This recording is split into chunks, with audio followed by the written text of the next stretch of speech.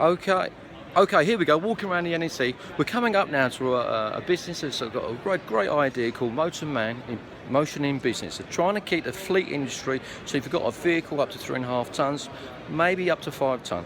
So if you've got an engine problem gone wrong or something else in that assembly, this is the company to come to help you out. I'm going to come up to now one of their directors, the sales guys. This is Brian Caffley. Good afternoon, Brian. Good afternoon. And this is Bob Holland. Okay. What they're going to do is explain a little bit about their company, about what they actually do, and then over to them. So Brian, give us a little bit more rundown on your company. What is you actually do? Right.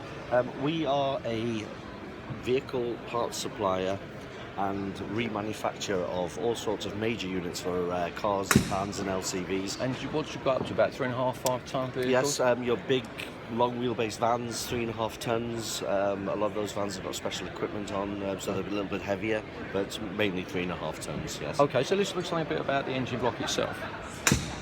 This is a typical long engine out of a Ford Transit, the 2.4cc model, diesel. And this is an engine that's returned that is obviously failed. Okay. What we're trying to get into the show this particular time is that the green issues that are attached to remanufacturing.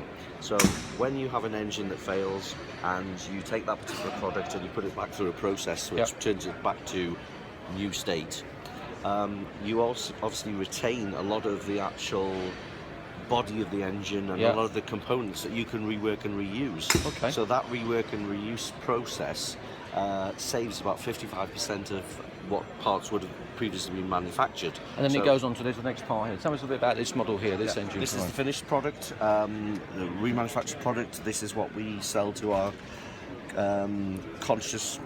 environment conscious clients. Okay. They're buying something that obviously they know that is sustainable, it's green, and this is what we need to do. Okay, so you've got that now. Don't forget, if you need further